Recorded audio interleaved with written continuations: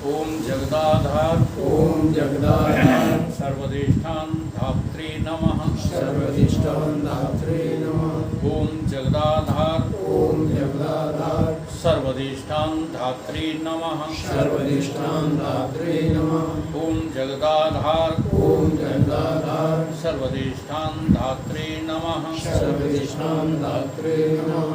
सच्चिदानंद भगवान की जय। सत्य सनातन धर्म की जय। सतगुरुदेव भगवान की जय। दृढ़ दृश्य विवेक आदि गुरु शंकराचार्य कृत। आज उसका श्लोक नंबर 30 पर चर्चा होगी। श्लोक नंबर 30 कह रहे हैं आदि गुरु शंकराचार्य, देहाभिमाने गलिते विज्ञाते परमात्मना यत्र यत्र मनोयति तत्र तत्र समाधिया। तुम्हारे देह का अभिमान नष्ट हो जाए तब तुमको परमात्मा का बोध हो जाएगा। ये दोनों एक साथ होंगे, परमात्मा का ज्ञान और देह अभिमान का नाश होगा। ये दो वस्तुएं नहीं हैं। जब तक तुमको देह अभिमान है तब तक परमात्मा का विज्ञान प्राप्त हो ही नहीं सकता। पहचान क्या होगी फिर उसकी? यत्र यत्र मनोयति तत्र तत्र समाधिया। जहाँ जहाँ आपका मन है तो वहीं वहीं आपकी समाधि है। असल में हम लोगों को इतना भरमाया गया सत्य को छिपा करके। समाधि का अर्थ केवल एक ही लिया गया, वो क्या? आंख बंद कर लो, एकांत में चले जाओ, कहीं कुछ सुनाई ना दे, कहीं कुछ दिखाई ना दे, कहीं पंच विषय जो है हमको छू ना पाए, ऐसी जगह जाओ, गुफा में बैठ जाओ, फिर लगाओ, उसे समाधि कहते हैं। आदि गुरु शंकराचार्य ने कहा नहीं, हमने आपको ये जितनी भी सविकल्प निर्विकल्प समाधियों का विषय समझाया वो इसलिए नहीं समझाया कि तुम आंख बंद करके बैठ जाओ, बल्कि विचार करो, विचार करो कि बाहर जो जो दिखता है वो है क्या, और जो नहीं दिखता है वो क्या है। इसका नाम समाधि है। तो ऐसा जब होगा कि जहाँ जहाँ मन होगा वहाँ वहाँ हम होंगे, मन नहीं होगा, हम होंगे, मन भी होगा। इसका नाम समाधि है। जब हमें अपना होश रहेगा तो मन जो कहेगा वो सत्य नहीं है, हम जो कहेंगे वो सत्य। इसको सहज समाधि का दर्जा दिया गया। तो परंपरागत रूढ़वादिता समाधि में नहीं होना चाहिए। इसलिए शंकराचार्य जी का विरोध बड़े बड़े विद्वानों ने किया, लेकिन विरोध कोई कितना भी करता रहे, सत्य तो उजागर होके ही रहता है। आचार्य रजनीश भी आदि गुरु शंकराचार्य की इस विचार के सिद्धांत को गलत बता रहे हैं।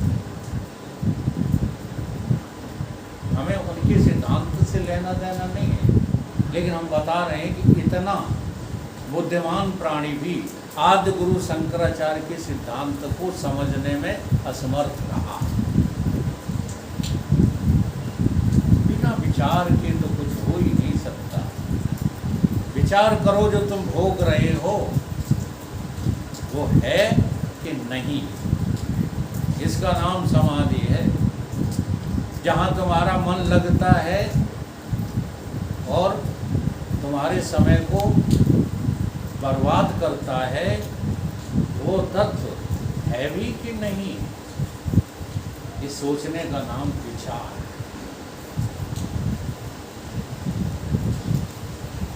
तो इस सूत्र के द्वारा शंकराचार्य जी कह रहे हैं कि विचार करने का नाम ही समाधि है। समाधि का उद्देश्य तो तभी पूरा होगा जब तुम्हारा देह अभिमान समाप्त हो जाएगा। अगर देह अभिमान बना हुआ है, अब देखो देह अभिमान किसको कहते हैं? स्थूल वस्तुओं की महत्ता समझना देह अभिमान ही है। सूक्ष्म वस्तुओं की या सूक्ष्म कायनात की महत्ता समझना देह अभिमान ही है। और इस सूक्ष्म स्थूल के कारण को प्राथमिकता देना देह अभिमान ही है। ये तीनों देहों के अभिमान जब नष्ट हो जाते हैं तब कहा जाता है देह अभिमानी करते। तीनों देहों का अभिमान जब खत्म हो जाता है, बहुत सरल साधना है, परंतु हम लोगों को उसमें दिलचस्पी इसलिए नहीं है, भोग विलासता के कारण। नहीं तो इतनी सरल साधना है। 3 पर्दे पड़े हुए हैं, देख लो। एक पर्दा भौतिक पर्दा है, एक पर्दा प्रकाश का पर्दा है, और एक पर्दा अंधकार का पर्दा है। अब ये तीनों समझ में नहीं आते। जैसे इस रूमाल से हमने कोई वस्तु ढक दी है ना, अब ये पर्दा हम किससे हटा सकते हैं?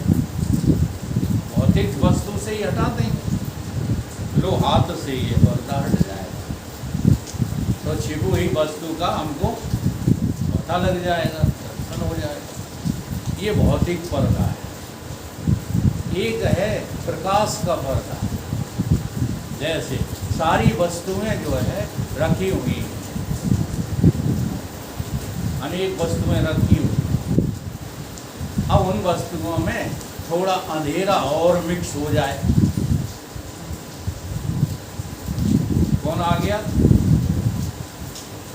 अंधेरा आ गया, अर्थात रोशनी का अभाव, सूर्य नारायण का अभाव। ये भी एक पर्दा है। ये भी वास्तव में बहुत आसान है। अरे कमरे में अंधेरा है, बल्ब जला दो। अब तुम इन अंधेरों को बस गुमनाम का प्रकाश का, रोमान अंधकार का लट्टू जला दिया, प्रकाश हो गया। ये गुरु है, काय के गुरु हैं। यहीं पर बुद्धि उलझी हुई है। ये 2 प्रकार के पर्दे तो मूर्ख से मूर्ख आदमी भी हटाने में सक्षम। इसके लिए न वेद पढ़ना है, न शास्त्र पढ़ना है, न शास्त्र पढ़ना है, हट जाएंगे पर्दे। अब उसी के चक्कर में जो है बहुत सारे वेदांती और आध्यात्मिक पुरुष उसी के चक्कर में एक रोशनी पैदा होती, एक कमाल कर दिया। रोशनी तो बाहर भी थी, सनलाइट, मूनलाइट, फायर लाइट ने जो तुम्हारा पर्दा हटाया है, और वही गुलगुला मसकने से जो है प्रकाश दिखाई देने लगा है। तो कौन सी विजय हो गई? और तुम इसी को साधना समझ बैठे। अब आखिरी पर्दा है, वो किसका पर्दा है? जैसे अंधा आदमी हो, अंधा, तो उसको जो है सूर्य का प्रकाश भी नहीं दिखाई देगा, और जड़ वस्तु का भी पर्दा दिखाई देगा, वो भी दिखाई नहीं देगा। तो जैसे आंखों का अंधा किसी भी पर्दे को हटा नहीं सकता है, ऐसे ही विषय भोगी व्यक्ति भी इस पर्दे को जो हमारे परमात्मा तत्व आत्म तत्व पर पड़ा हुआ है हटा नहीं पाएगा। कैसे हटा लेगा?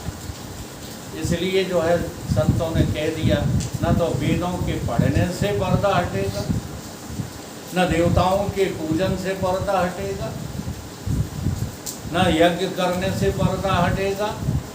ये पर्दा तो जब पर्दा समझ में आएगा गुरुदेव की वचन से हटेगा, और कोई उपाय ही नहीं।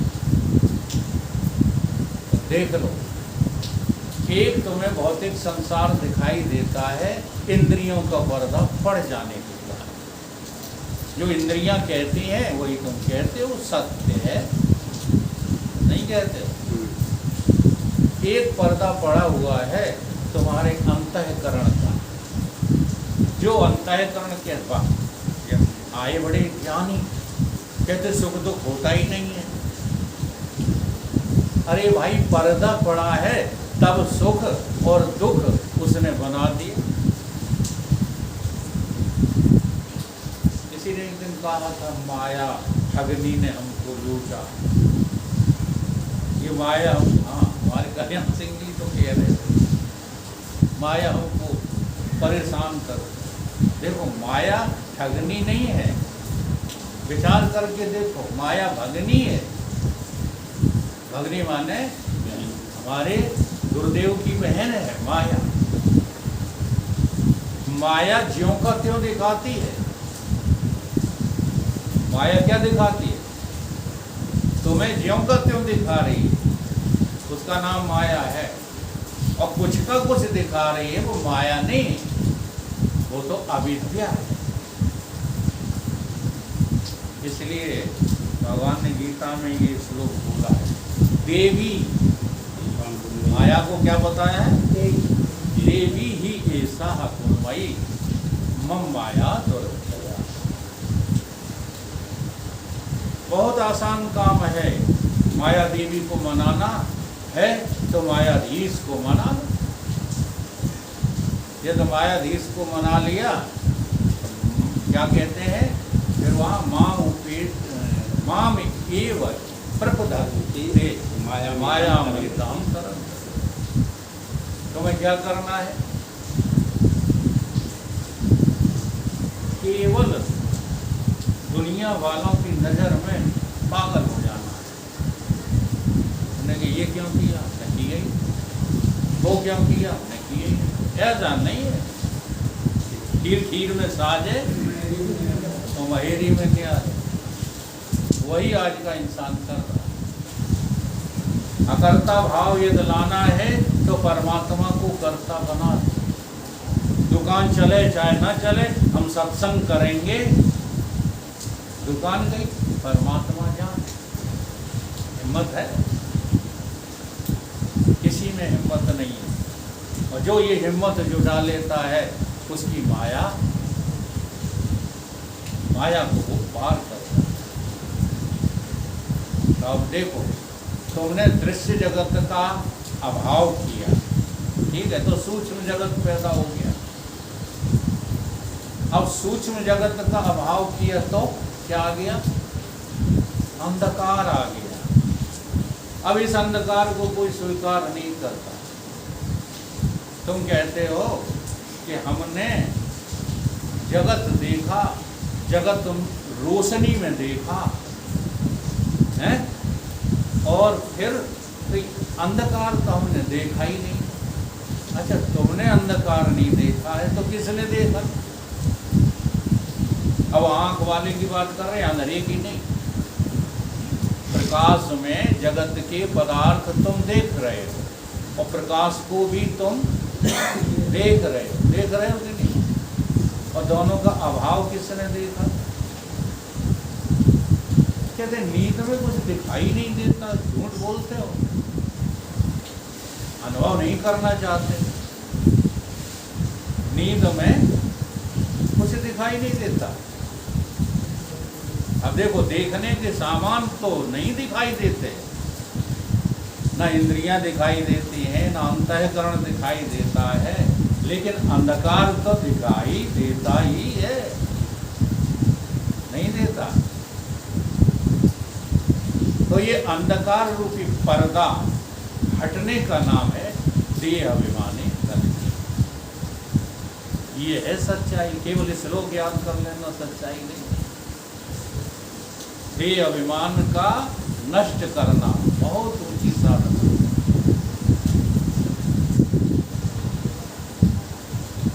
उदाहरण दिया है, बहुत अच्छा उदाहरण।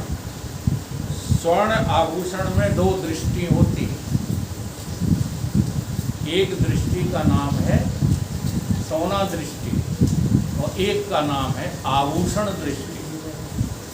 ये दो दृष्टि हैं कि नहीं? अब दृष्टा की दृष्टि कहाँ पर है? स्वर्णकार की या सर्राफ की दृष्टि कहाँ पर है? सोने पर। वो कभी जेवर पर दृष्टि रखता ही नहीं। सोना खरीदता है, सोना ही विक्रय करता है, कि जेवर खरीदता है। और तुम लोग कहते हमने अपने सब जेवर बेच डाले। सोना नहीं बेचा तुमने। और सर्राफ कहता मैंने तुम्हारे जेवर खरीदे ही नहीं, मैंने तो तुमसे सोना खरीदा।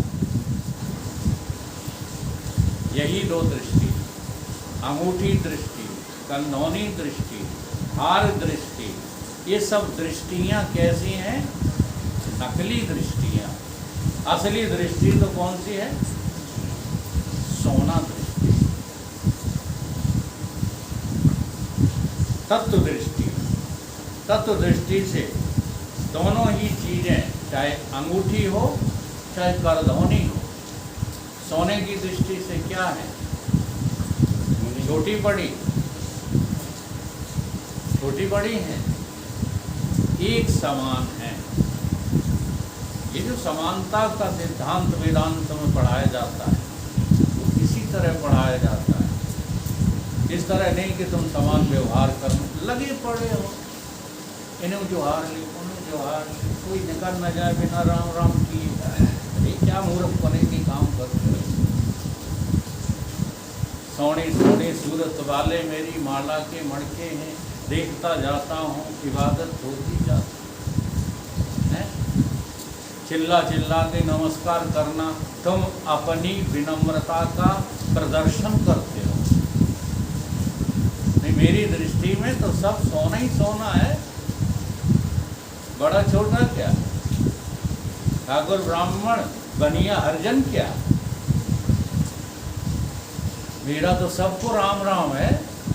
करूं या ना करूं, जरा भीतर देखो तुम क्या देख क्या रहे हो, दृष्टि क्या है। इस दृष्टि से जो है जब विचार करोगे तब तुमको परमात्मा मिलेगा।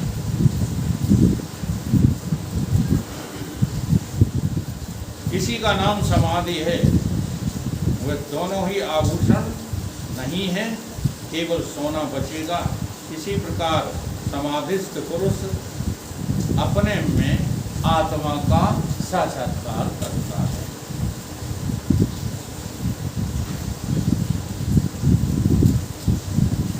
वस्तु के नाम रूप तो मिथ्या है, उसे वैसे ही दिखाई देते हैं। उसकी यह दृष्टि परमार्थिक दृष्टि कहलाती है। तो पहले उसका हम प्रैक्टिकल कहाँ करें? संसार में करें। ठीक है, अपनों को देखो फिर परायों को देखो। ये जो नाम रूप दिख रहे हैं ये झूठे हैं कि सच है? तुम्हारे लड़के में चैतन्यता जितनी है उतने ही तुम्हारे लड़के से लड़ जाने वाले लड़के में चैतन्यता है कि नहीं? अगर चैतन्यता पर दृष्टि होगी तो पक्ष लोगे किसी का? तो कहते नहीं, वो वेदांती व्यवहार करना नहीं जानते। ये सब मूर्ख लोग कहा करते हैं। वेदांती जैसा व्यवहार कुशल व्यक्ति संसार में कोई होता ही नहीं। क्योंकि उनकी दृष्टि सर्वत्र सम्यक होती। क्या व्यवहार, क्या परमार्थ। व्यवहार में वो कोई खो थोड़ा ही जाता है।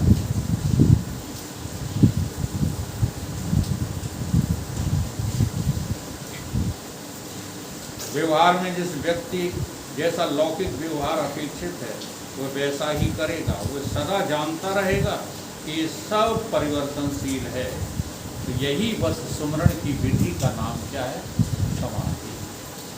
आज इसी समाधि का जिक्र हो रहा है। इसे कहते हैं सहज समाधि। कबीर बाबा ने कहा साधु सहज समाधि भली। ज्ञानी और अज्ञानी दोनों ही संसार में रह के व्यवहार करते हैं। दोनों की दृष्टि में भेद है। एक का जीवन तो सुखमय और दूसरे का जीवन दुखमय। एक साधु वैश्यालय के सामने से गुजरा तो एक वैश्या की खूबसूरती को देख करके खड़ा हो।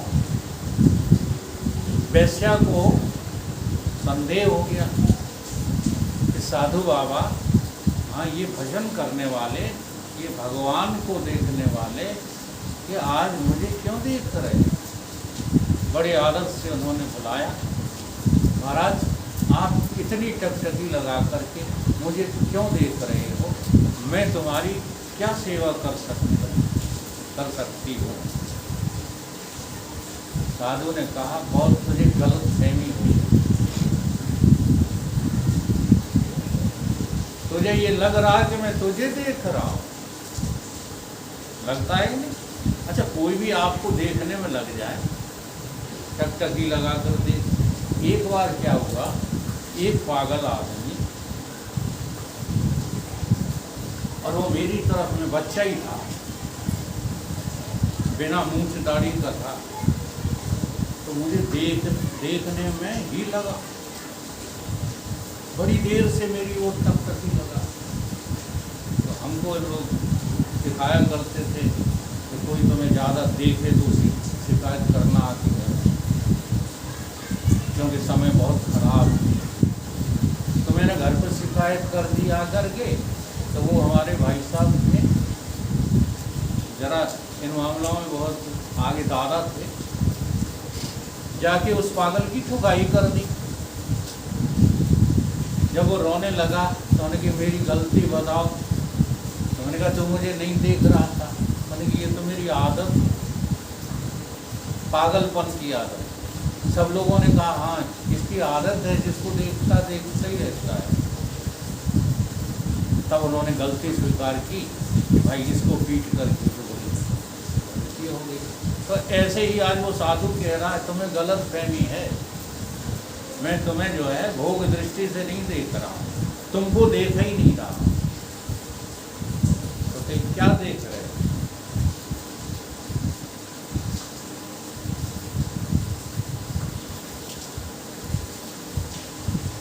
ये कुछ देर तक वेश्या ने उसे इस दशा में देख करके बुला भेजा। भगवान साधु होकर आपके मन में विकार आ गया है, मैं आपकी क्या सेवा कर सकती हूँ? साधु ने अविलंब कहा कैसा विकार? मुझ में और विकार? मैं तो तुम्हारे सौंदर्य में किसी अलौकिक शक्ति का दर्शन कर रहा हूँ। क्या देख रहा हूँ? अलौकिक शक्ति का दर्शन कर रहा हूँ। और उस अलौकिकता में कोई विकार नहीं होते। विकार तो तुम्हारे मन में है। वैश्या से कहा विकार मुझ में नहीं, मेरे देखने में नहीं, विकार तो तेरी आंखों में है। कैसी निंदनीय बातें करती है। और फटकार करके साधु